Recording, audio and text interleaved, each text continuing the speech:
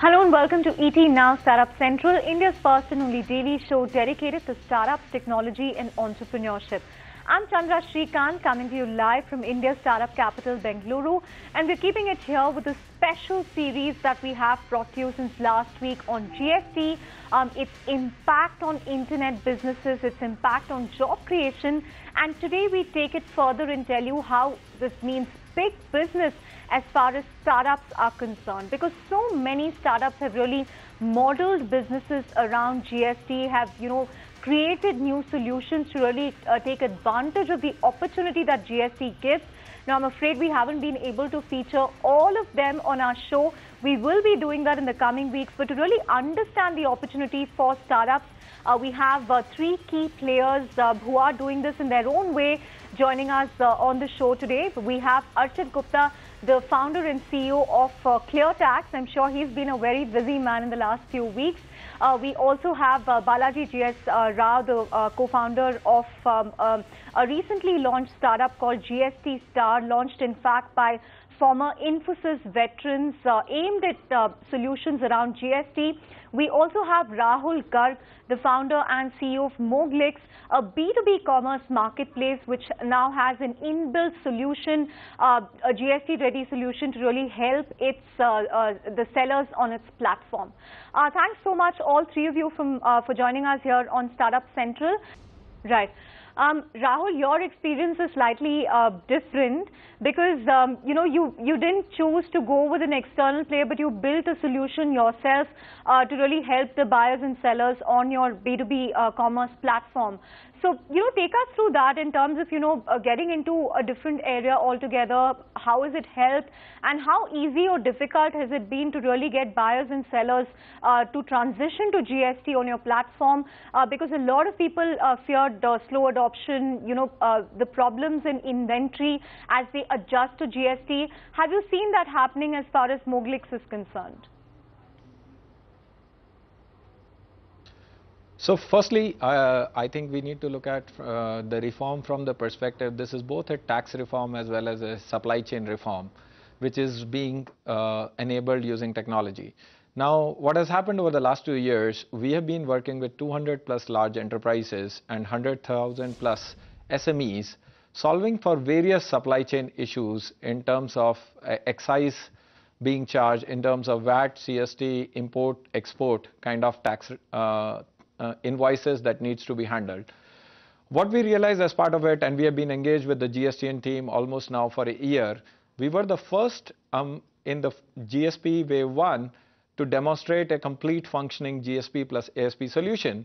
And we realized that many of the suppliers in our ecosystem and this 200 plus large enterprises need a solution from a player who understands their problems, who understands supply chain, who understand the implications that GST will cause for all of them. And we divide them into 5 categories of challenges.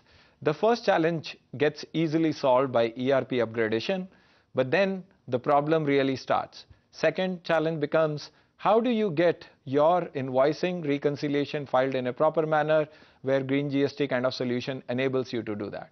But doing it just for yourself is not sufficient, because you need to make sure that your entire supply chain is GST compliant. So you need to have a solution for your suppliers, for your dealers, distributors, customers as well. Once you start to solve for these technology related challenges, you also need to think of, how do I think about my vendor database? How do I think about vendor consolidation? How do I think about creating digital supply chains? And that remains the core of Moglix.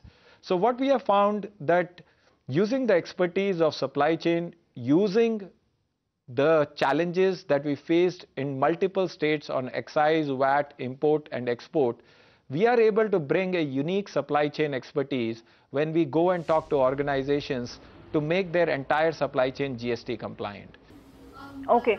Rahul, in terms of, Balaji is saying that space for many, many people, but in terms of the job opportunity that this will have going forward, do you see startups creating a lot of jobs because of GST, or, is this near-term exuberance that perhaps will die out in the next year or 2 or 3? What is your own sense as far as job creation by startups are concerned because of GST?